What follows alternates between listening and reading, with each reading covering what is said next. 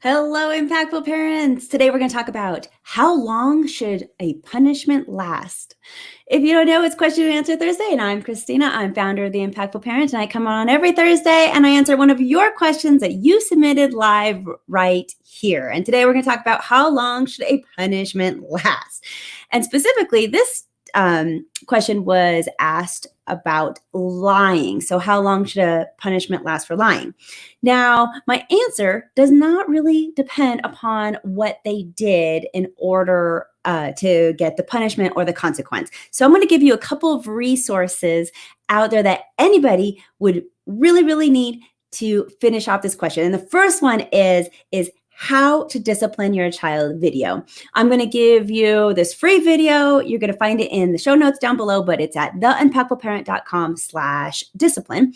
And on that, I give you different techniques for discipline, because one of the mistakes that parents make when disciplining their children is they do the same stuff over and over and over again. And eventually that desensitizes your child and it just gets a little boring for them. So this gives you other ideas and ways to discipline your child so that you could be more effective. The second video that's absolutely free that I'm going to give you for today is how to get my child to stop lying. Since specifically this person said, how long should a punishment last for lying? I want to make sure that they get that video. And if you need it to, go to theimpactfulparent.com/lying, and that will get you that video. So let's get into our question today, though. How long should a punishment last? Now, I don't specialize in younger children, but I hear that in younger children, you're going to use their age for the amount of time a punishment should last. Now, here in The Impactful Parent, we talk about school-age children. So school-age children are a little bit different, and that's what I'm really going to be speaking about. And as they get older, there's a couple of things you really need to do in order to have an effective punishment, and that is going to be to discuss the consequences or the punishment for your child's actions. And this is a huge mistake that so many parents make. And that is that they don't ever talk about what's going to happen if their child makes a choice that's not good. And it is so much more effective for not only your child and your parenting when your children know exactly what's going to be coming to them if they make certain choices. So you need to actually sit down with your children and discuss punishments and natural consequences that will come with their actions. I can't tell you how important this is. You need to be very clear on what those consequences will be. We assume that our children will know, and they don't. And also, we assume that they would naturally have some kind of intuition of what it might be. So that doesn't work. What happens is if a child doesn't know what exactly, and I mean exactly, the consequence will be for their actions, then they're more likely to maybe say, maybe I won't get caught. I don't know how bad the punishment's going to be, so maybe I'll actually take the risk and make this choice to see if I get caught and then see what happens. That's what they actually think. So instead, more effective is having that discussion. This is what's going to happen when you make these kind of choices. Now they absolutely know what's going to happen to them. It puts your children into the power of choice, and they love to get that consequence or not. And when they know exactly what's going to be coming to them, if they make that certain choice, they are much more likely to say, maybe I just don't think it's worth the risk, versus, I don't really know what's going to happen if I make this choice, and maybe the consequence really isn't that bad. I think I'm going to try it. So see the two different sides there? So important. You're very clear in what's going to happen to your child when they make those choices, and talk about those consequences and those punishments. Now, let's talk about actual length of time, which I'm sure this person really wanted to know.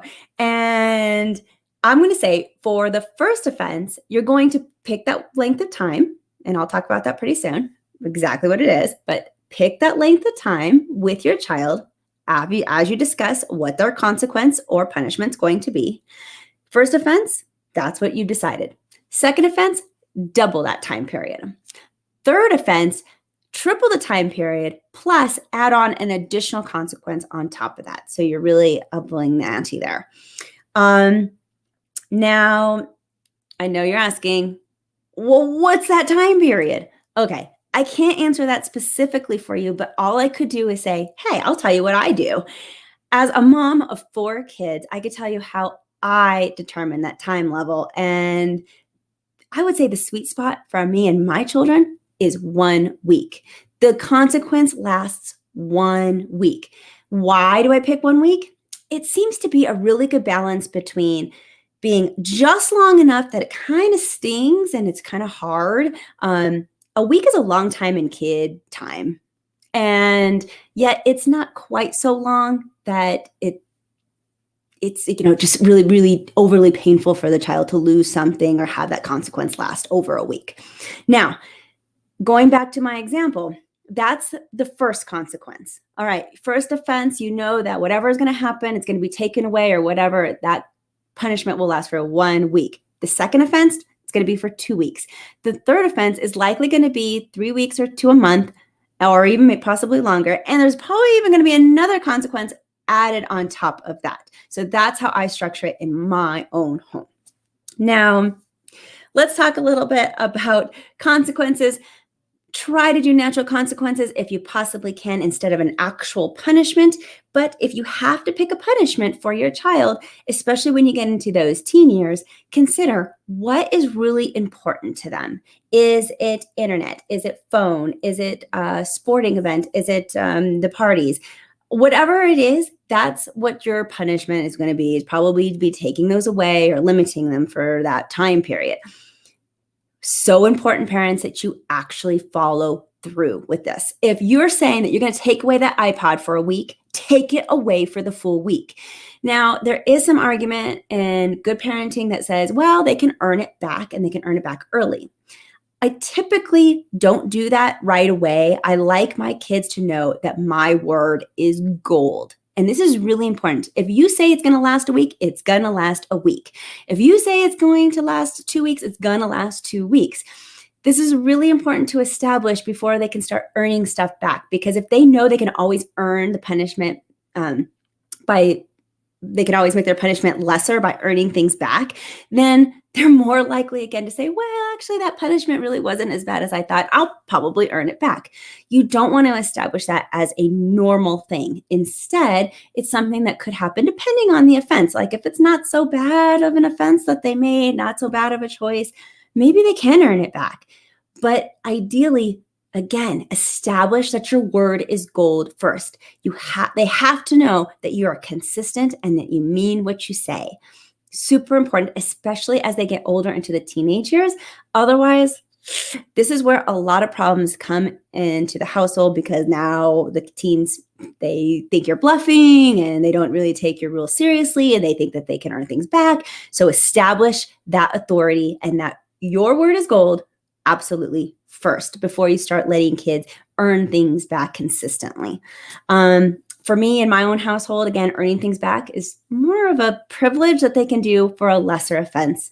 And I do like earning things back, but they also know that have already established my word is gold. So my kids don't expect to earn their punishment to be shortened. They don't expect to earn things back. It's not what they expect. It's what they hope for, but not expected. I hope that difference is really, really clear to all those parents out there. And follow through. Just follow through. Be consistent. You can do this, parents. If you have a consequence that you use for your own children, please put it down into the comments. We learn better together as a community here on The Impactful Parent, and you might have something that sparks somebody else's household going, wait, that's a great idea. I want to try that with my own kids. So leave your comments down below. It's really great to learn from each other. And if you have a question for me for next week, please DM me. You can email me at theimpactfulparent@gmail.com. All submissions are anonymous, and I might pick your question to answer for next week. But until then, you got this. I'm just here to help.